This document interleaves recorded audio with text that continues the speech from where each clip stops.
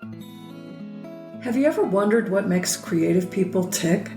Where do their ideas come from? What keeps them energized? What kinds of things get in their way? Is their life as much fun as it looks from the outside? Hello, I'm your host, Lily Pierpont, and this is ArtStorming, a podcast about how ideas become paintings or poems, performances, or collections. Each episode, I'll chat with a guest from the arts community, and we'll explore how the most creative among us stare down a blank canvas or reach into the void and create something new. My guest today is Kate Rivers. I met Kate at a crazy costume party shortly after moving to Santa Fe in the summer of 2017.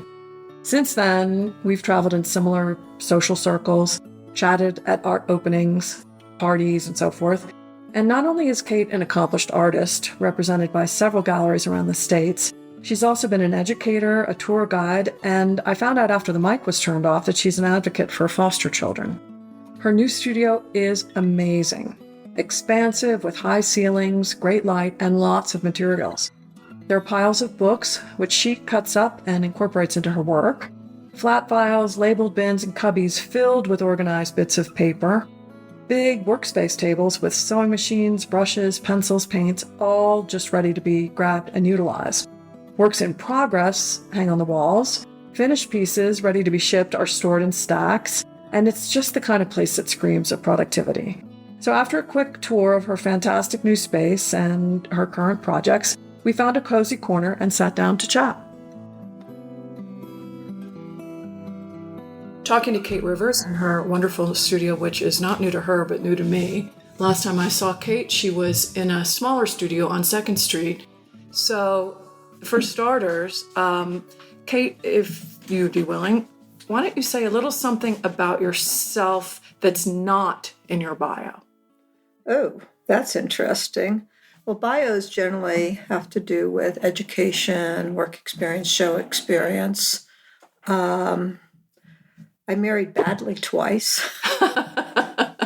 and has that impacted your art? Absolutely, because first time I got married, I ended up leaving the East Coast and moved to Arizona with that husband, and that lasted 12 years. I think we were married or living together 9. And then while I was living in Arizona, I met somebody else and moved up to North Dakota for a year and a half. And I figured that is not going to work. Wow. And that ended. Was it the climate that was the problem, or was it just the relationship? The relationship was as cold as the climate. So okay. That ended. So I ended up taking a position to teach in Oklahoma to get away from all of that. And I taught for 12 years. I taught drawing as a professor.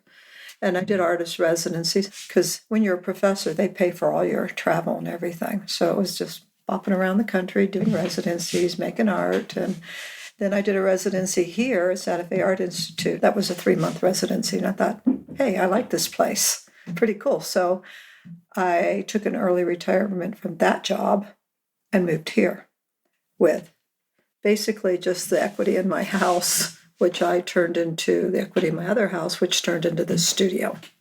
That's perfect for our listeners because it's really about like how do you turn these moments into grist for the mill, so to speak. Yeah. Lots of diving boards. You have to have courage and be able to jump. Yeah. Otherwise, all the what ifs become just dreams. Right. And so would you have any rituals that you do to kind of keep you springing on the diving board? Yeah, getting out of my comfort zone, doing something different, sometimes traveling. Last summer, I was kind of feeling like I was a machine just churning out the same thing because, the demand, once you're in galleries, they demand the same thing over and over. So I just went to Oaxaca by myself for 2 weeks, and that was great. And when you came back from that, what did you notice was different in your studio? I wanted to get back to more drawing. I don't know, I was just approaching everything fresher. I was still churning out the stuff, but I started taking a step back and trying some different things, mixing it up a little bit. And I made a lot of nice connections in Oaxaca. Kathleen McLeod actually came down. Kathleen became a really good friend. Oh, great. And we spent some time together. And she's a lot of fun. Oh, God, she's hilarious. Yeah. We got to be really close. That's great. And Well, that's interesting. So that's sort of a great segue to another question, which is, you have certain bodies of work that I've come to know you for. I mean, you've got the Nest series and you've got the Book Spine series. So when you're known for something like that and there's a demand for you to keep doing the same thing, how do you keep it fresh for yourself? I've been adding and doing subtle changes. Like instead of just doing the edges of the books, I started using the whole books, interiors of the book, and I've introduced that in April at my local gallery. And I'm trying to gradually, introduce some variety. This spring, I started using industrial materials in my work. I use putty on the back of paper pieces that makes them rigid so I can float the paper on the wall. However, the galleries pushed back on that. They said, "Oh, we can't put it in the racks. They might break." And I said, "They're not going to break." And they said, "No, I still have to frame them." Right. But it's okay. And how do you handle pushback from your gallery? Are they pretty receptive to your... Sometimes they are, sometimes they're not. And if they're not, I introduce it somewhere else. So you have a number of different galleries that have allowed you to kind of keep on your edge of where you want to go. It's like in Wyoming, that's the gallery there, Rare Gallery.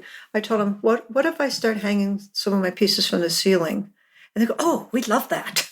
Well, that's an interesting thought to hang things from the ceiling, because one of the things when you're in the business and you're trying to help people acquire collections, as I've done before, people run out of wall space. So you're either going to rotate things or you find a new place to mount things, and hanging from the ceiling is an idea that I hadn't thought about before. Well, some of my work is interesting from front and back. And I wanted something that can come down and be part of the space and kind of trail onto the floor, because books tend to do that. I wanted to carry the metaphor of the book, how people with their book collections kind of take over a space, more bookshelves, more of that. So just bring it into the space and curl it onto the floor. So you just said you spent some time with Kate McLeod, who I hope will also be doing one of these interviews with me. She does a lot of three-dimensional paperwork, really interesting stuff. Did you find she influenced your work?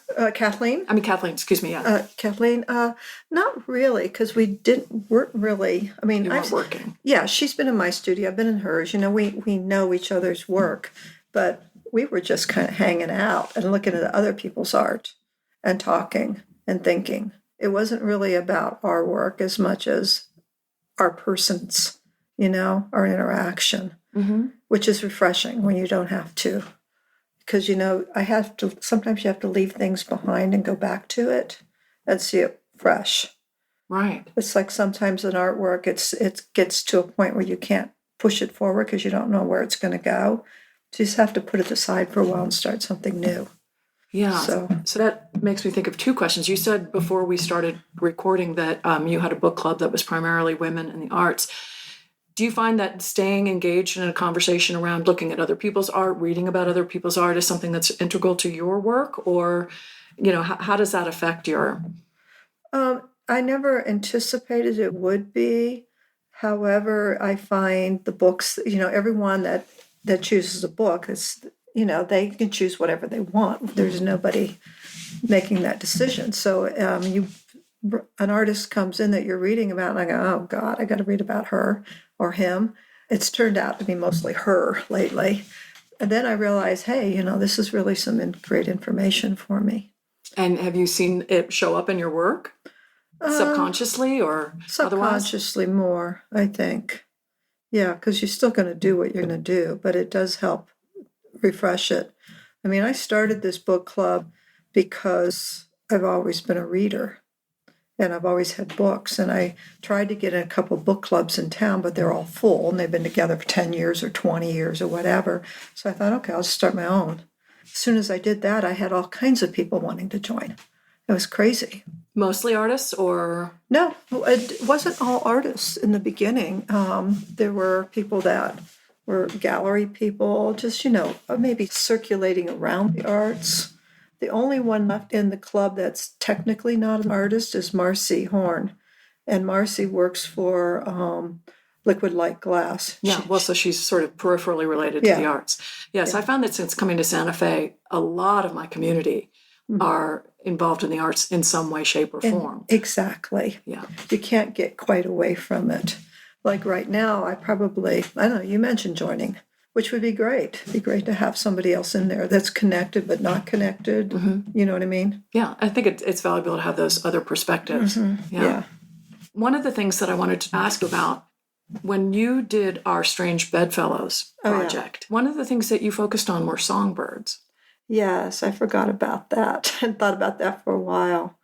Yeah, because songbirds are endangered. And it seems like so many of my friends have cats. They let go outside, and cats kill birds. Among other things. Among other things, yeah. I think they're probably the least bad perpetrator of what's killing the birds these days. Yeah. I mean, in terms of, the mass extinction of birds. Oh, yeah. Pesticides as well. That's worse.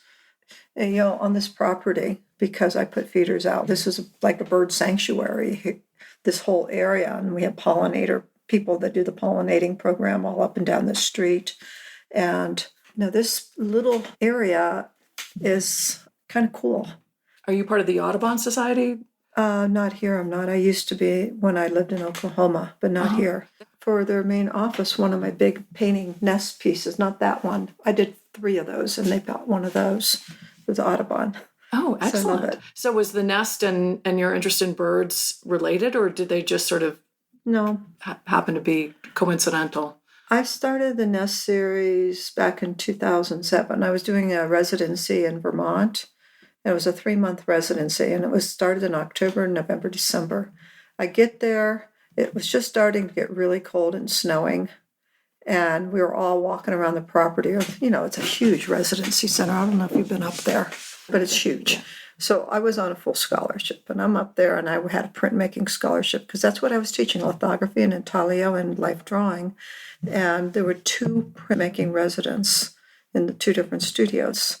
We get there, they had assigned our studios, we had our keys, and this woman pulls up late, and she said she's in for the printmaking residency. And, the director looking through the chart, she says, yeah, your name's here, but you weren't here, and we already have this. She says, oh, no, I paid my fees, and she wasn't a scholarship, she was fully paying.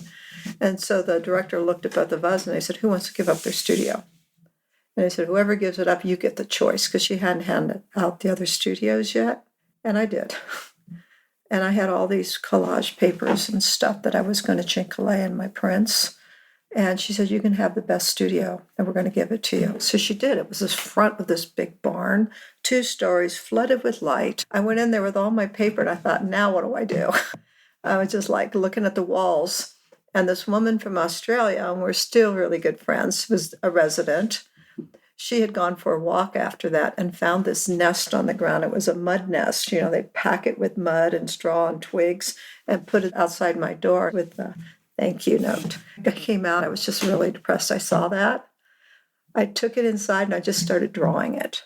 And then I, drew it small. Then I put big pieces of papers up, started drawing it big. And then I started putting my papers on it. Then I started going around and collecting other papers. And hence here we are. Wow. Yeah. Well, that's a perfect segue, because I was going to say, since we're in a podcast format and people can't see your work, I think when you say the word nest, it brings an image to mind, and you just helped elaborate on that. But choose one of your nest series and tell me a little bit about how it looks like you start with a drawing. I always start with a drawing, and a lot of times that's not even apparent at the end. But I had a piece in my show in Dallas last May, and it was more drawing and less other material.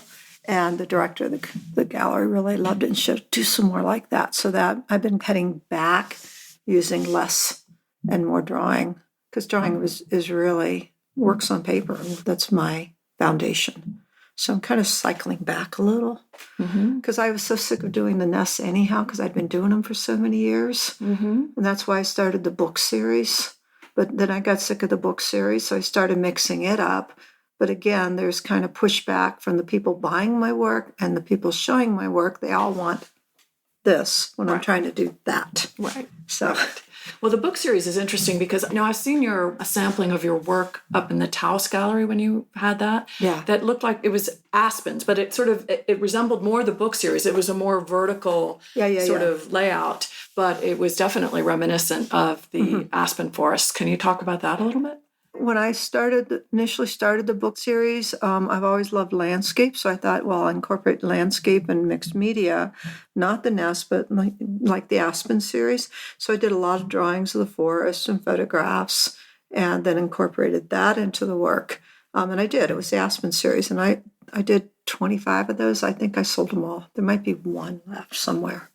I don't know. I remember when I first saw them, I thought they sort of were reminiscent of Gustav Klimt in a way. Has anybody ever said that before? Klimt. I love Klimt. That probably would be subconscious. And I saw a Klimt show last year when I was in Europe. If there's a show of his anywhere, I always go see it. Oh, good. Well, I'm glad I used that reference. Yeah. What's amazing, this show that I went to was in Rome, and it was so cool because you see a show of an artist like Klimt, and you go see him in Modern or wherever, and you see this certain work. But seeing it in Rome, I saw a whole new body of work I'd never even been aware of, and it was so cool.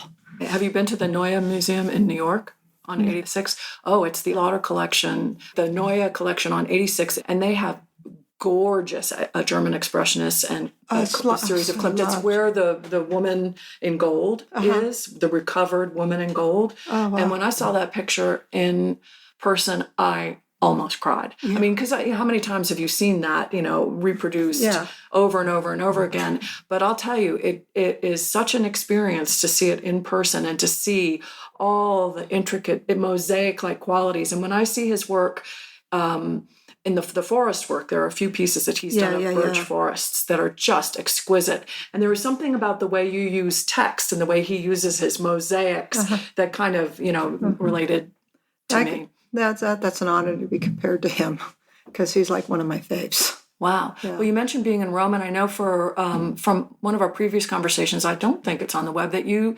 conducted a bunch of tours. You took people around on art tours. Can you speak about that a little bit? When I was teaching, they didn't have a study abroad program at the university.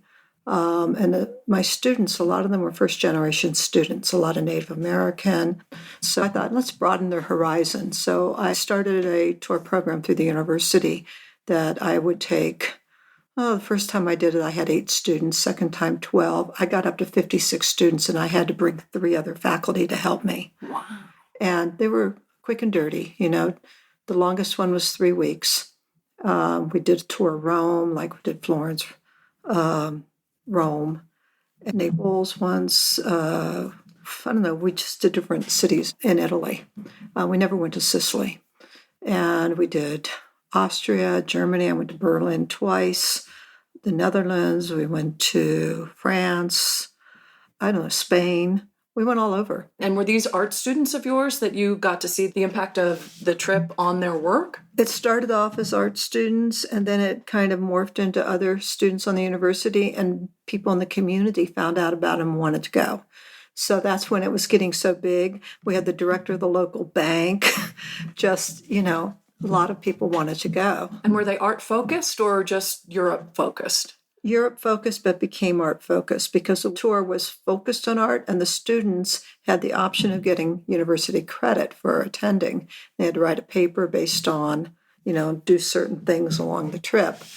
And so there was that aspect of it. Well, so I can totally see how somebody who is already engaged in an art-driven educational program, but these people who were sort of civilians, let's call them. Yeah.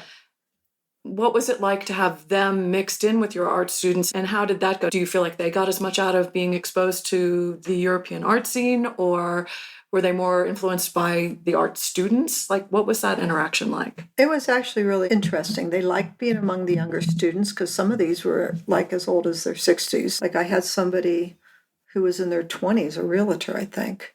It was interesting because each group fed the other, and the more mature people helped out with the students, which was nice. And then they had a lot more free time, where the students were required to go to certain activities. The older ones could bug out and do whatever they wanted. I'm curious because one of my hopes for this podcast series is that obviously people who are artists will want to listen because it may have some interest for them.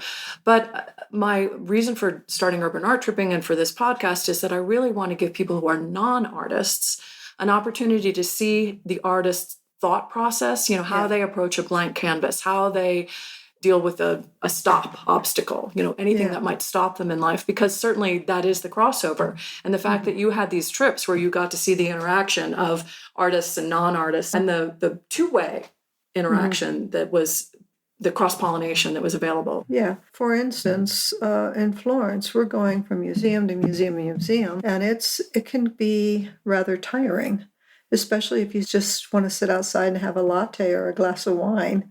But some of the non-artists, they stuck with it because I led the people through the museums, and I have a really broad art history background, so I was able to talk about the different artists and art movements, and they loved it. They loved learning about things that they just looked at.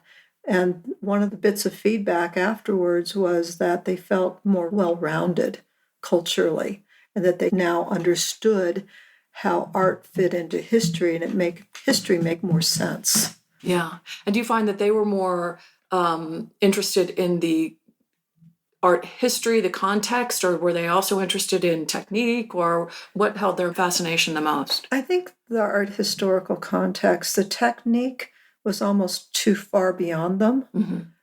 Some of them, if you're talking about fresco, that was interesting because oh yes, I can see the plaster's wet and they paint right into it. And, like looking at the Sistine Chapel and stuff, I'm like, oh my God, that was wet plaster. How did he do that? And so high, on the scaffolding, imagining that. Yeah. And that was fascinating. But when we went to the Louvre, there were some unfinished Da Vinci's, the Woman in the Rocks, that one's unfinished.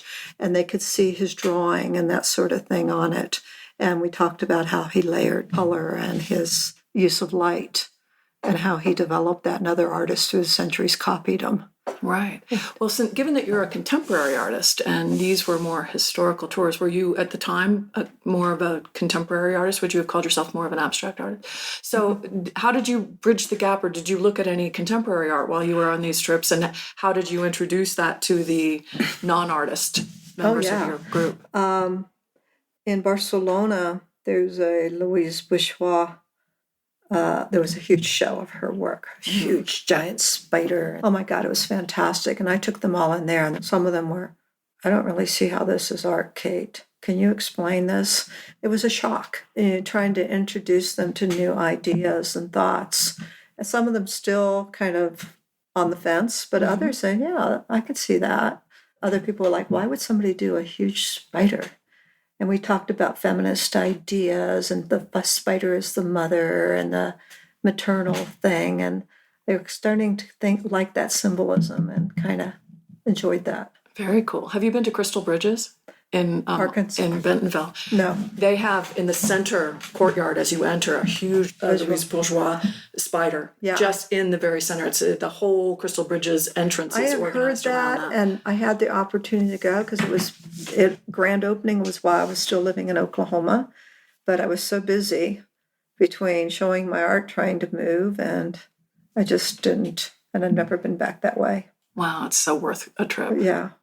Well, let's talk about how new technology, the internet, all of these things have impacted how your work gets seen, how it's handled, how it's how much of the work you have to do, the whole setup and relationship between the gallery artist. It's all different now. How is it affecting you? It is different. It's a tiered question, kind of. It affects every artist, whether they like it or not. My friend, she hates the internet. She hates social media. She claims she can't use it, so she doesn't. And so she's not visible in that realm. And I told her that you really need to be visible in that realm. One of my galleries told me that the only way they pick up new artists is when they discover them on Instagram. Wow. They will not pick up new artists any other way. And that's how they found me. It was on Instagram. I don't post every day. Rick Stevens and Alexandra have been saying, Kate, you got to post every day. Every day. And I said, Rick, you've got a full-time assistant who posts for you. Actually, one of the learning curves of all of this technology is there are ways where you can just sit down one day and do 12 posts and then just drip them in, Right. put them on a schedule, whatever. Yeah. But I mean, this is what we all have to do in terms of not only are we attempting our craft and needing to do that with as much steam as we can, but then learning all this new technology to help promote ourselves. It's pretty daunting. I had to step up a little bit because being a professor, I was required to take tech courses. I mean, they paid me to do it every semester. So anything new that came along, I was taught. And I also was kept up to date in the Mac lab, how to use Adobe Photoshop, how to do this, how to do that. So that's a great privilege. Yeah, they did that. I did my last in service actually after I even moved here because they'd already paid me to do it. So I went back and did it. It was on Photoshop. And do you find you have to tweak your images of your work before you send them to the galleries, or do they do that work for you? Oh, they won't do it. You have to make sure that it's... I assumed they would, like Jamie at K Contemporary here. She's very good, very digital, very good. I sent her a couple images, which I didn't proof right away, and they were too dark. She put them right up on the website like that. And I didn't check it for a couple of weeks, and I checked them and went, oh my God. And I fixed them and sent her the new ones, and she swapped them out. So it's another element of what you have to do as a professional artist. And as a mid-career, I would consider you a mid-career artist, would you? That's something that you've had to add to your already existing art career in order to keep your edge. Yeah, and galleries expect you to have a certain level of professionalism. When you send work to the gallery, they want a price list, they want the size of the work, the media, they want publication quality photographs, and it needs to be framed appropriately. If it's not, you're not a professional. And if you do less than that, then they think less of you, and it's just not good. So yeah, I think that's really helpful for people who are not artists to understand, because I think once upon a time, or people might imagine that artists, all they do is produce artwork and then all the rest of it is taken care of by somebody else. And in fact, having seen the gallery side of things, sometimes artists do expect that the rest of it will be taken care of by everybody. Those are the 3%ers. That's Basquiat. Basquiat would just make the work and everybody'd come in, curate it, do whatever. But that was even 30 years ago. So, I mean, that's not the case. Not the case. Most artists, you have to be way up there for that to happen. In fact, one of my collectors came by the studio and they didn't even understand that I took my work to get it framed. They were wondering why the work cost so much money.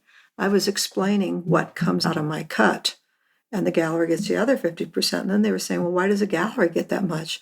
I said, well, they pay for the real estate where it's installed, whoever purchases it, even if it goes across the country, they have their side. And they advertise you, and there are magazines out here with my pictures all over it. That's my gallery. So that's them. Yeah. And so everybody has a job.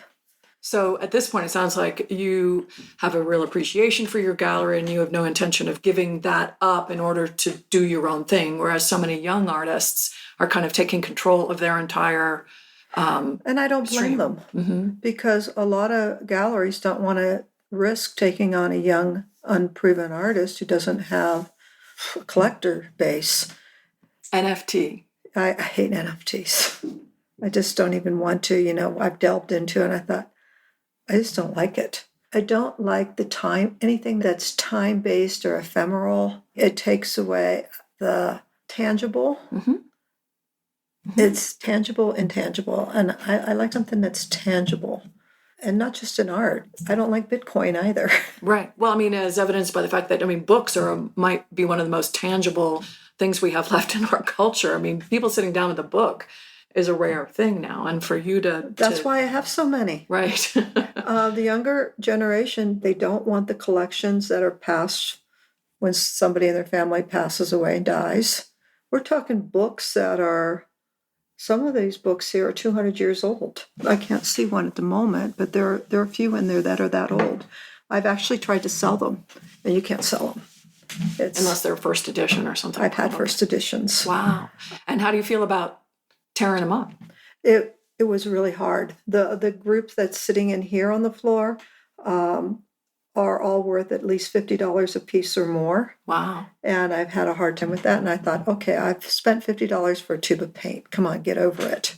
But then I've tried selling them, and people come in the studio and said, if you want a book, take whatever you want. And they'll look at them and they'll take one book. Says, you sure? Yeah, I might read this one. So do I warehouse them or do I use them? So I started using them more. Yeah. It's like I have a complete Nancy Drew collection. You do? Yes. I'm not going to cut it up. Yeah. I'm trying to decide what to do with it, but God, it belongs in a museum at this point. yeah, it's underneath one of my tables in the middle, so I'm not tempted. Although, I mean, I say it belongs in a museum, but what good is a Nancy Drew series unless you're reading it, you know? I mean, I can't tell you how many hours I spent with Nancy Drew and Hardy Boys. Yeah, I read them all. Yeah. I read them all growing up. And so I have Nancy Drew. And Carla Winterode's mother was, Carla grew up reading Nancy Drew, and her mother has the entire set. And, you know, she just moved her out of her house last year into assisted living. She insisted on taking the Nancy Drew. Oh, that's so great. And I said, and then she said she's missing 3 volumes, 3 books. I said, come look at mine. You can have them for her. Oh, she was missing from her original collection. Nobody pinched them from her collection at the nursing home. They were just missing. They were missing when she got to the home, and she doesn't know what happened to them. And have you figured out whether you have the ones that she was missing? Carla keeps forgetting to find out when she goes, because Carla's busy. She hardly takes a day off. Yeah. She's like a hardworking gallerist. Yeah. So it's pretty funny. She saw the Nancy Drew and almost started crying. You could almost write a Nancy Drew article about the mystery of the 3 missing volumes, right? Oh, there you go, yeah. That would be so fun. Oh, gosh, the mystery of the attic, the clock. There's so many that I remember. Yeah. So as I'm looking around in your studio and I walked in, I noticed the Willie Nelson piece, and you started to tell me that you do have a list of commissions that you're waiting to fulfill. Mm-hmm. Are they mostly portraits commissions?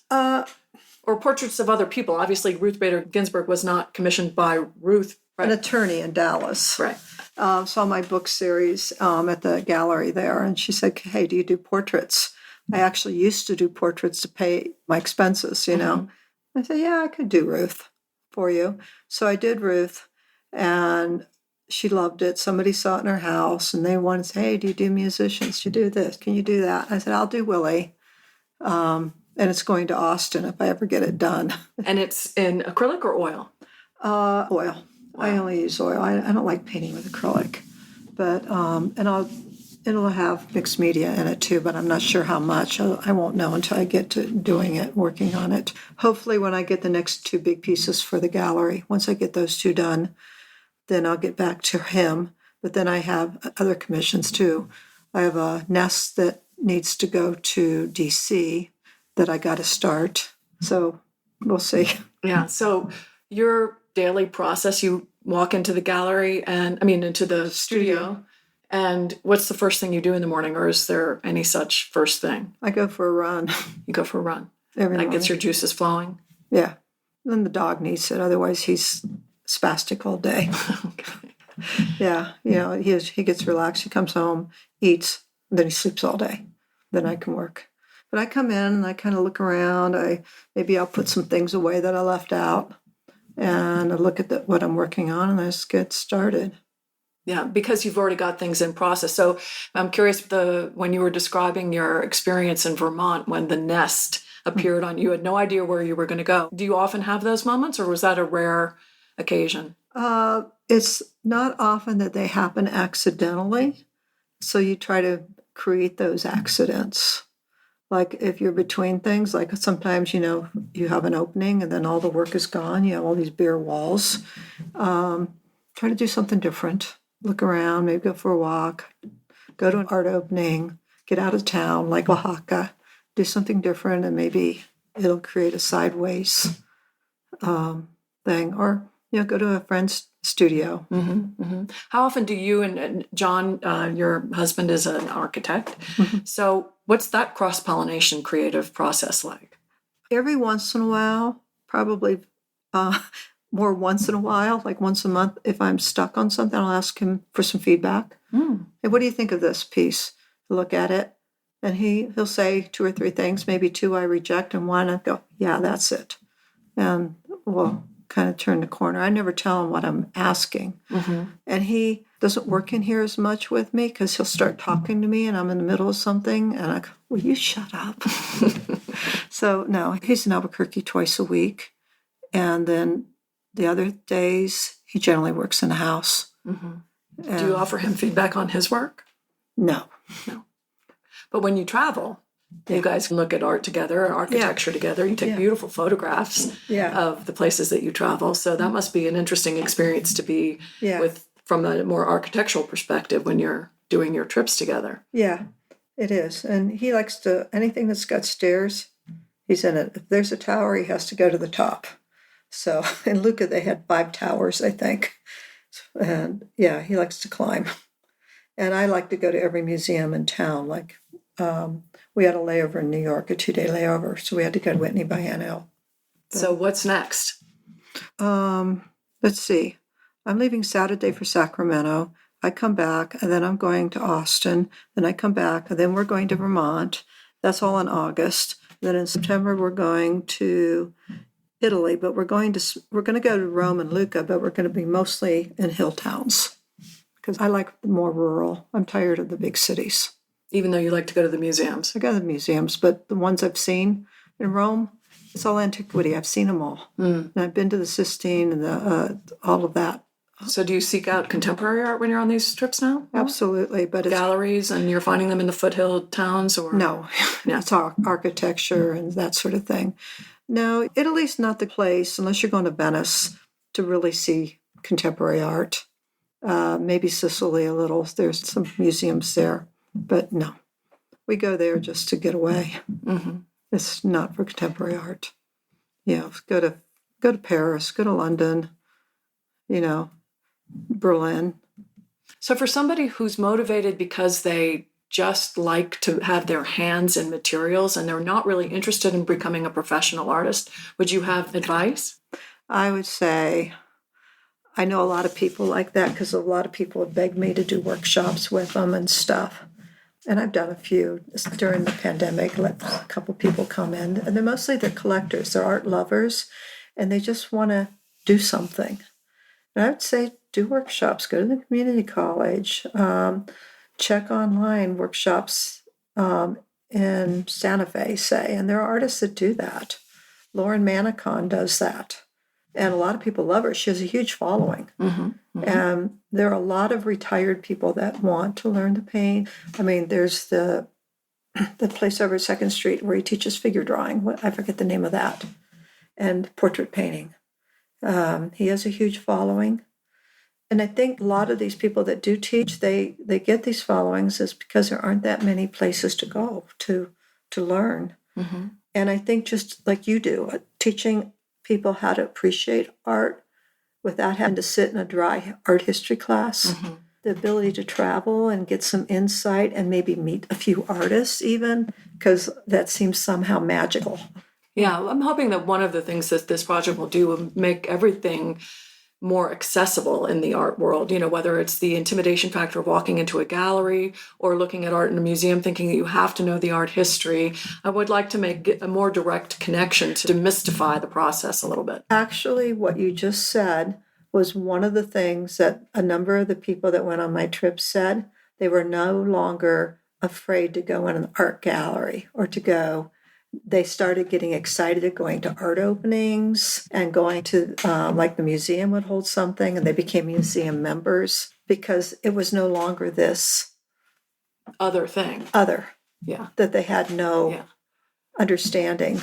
But for people who have that intimidation factor, one of the things that I'm really hoping that this process will do is give people insight into just how to think outside the box. It doesn't have to even be a creative endeavor. It can just be get outside of the habituated way of doing your life and try something new. Yeah.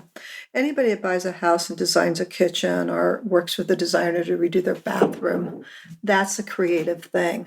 I say every time you go to the store and you put an outfit together, you're being creative. And if people can understand that you're choosing colors and things that go together, and that's part of that process. Do you still feel the joy of creation when you're just doing that exact thing, putting colors together, putting strips of paper down on another piece of paper? Yeah, and a lot of what I do is very tedious. So sometimes I'll work on 2 or 3 pieces at a time, so the actual creative part of it doesn't wear me down. Because, you can see, it's a lot of paper and it's a lot of books. And it can be tedious, but you have to make it fresh. That's why I work on different things. And obviously your love of doing it shows. Yeah. I mean, it shines through. You have to, when you're, I mean, this is another example of I guess that's a version of a nest, right? It is. It's a swallow nest, the kind that are stuck under bridges and stuff. And they look like little cocoons with a tiny little opening on one end. Well, that's a really intricate one. Yeah. That one, I did that during Art Santa Fe. I started it then. And it was the only piece that I showed at Art Santa Fe. I was doing my residency at Santa Fe Art Institute, and they got a booth. And so that they took that piece over there. And so somebody from the Brooklyn Museum of Art saw it. And I wasn't there. They left a card and said they were interested in purchasing it for the museum. But I was represented by Matthews Gallery then in Santa Fe. I didn't live here. And so I gave them the card and said that, and they thought it was a joke, never followed up. I was devastated because I had to go back to Oklahoma. The piece went back to Oklahoma with me, and it wasn't really done yet. And then I was so upset I just packed it away, and then I actually only really finished it during the pandemic. Wow, what a great story. I was pretty upset. Would you ever have the nerve to call them at this point? So I actually started writing an email to somebody there because I was looking like, who's a curator for contemporary artists? Who is that? I started an email, I never sent it, and I thought, well, maybe I should try again. Maybe you remember me. Yeah, but... Worth a try. I guess. I don't know. Maybe I will. Well, I could talk to you all day. That was fun. So thanks for joining us today. Please like and follow us on artstorming.org, where you'll find a list of our shows, a transcript of this episode, with links to the guest page, as well as our other projects. ArtStorming is brought to you and supported by ArtBridge and listeners like you. Look for us on your favorite podcast platforms.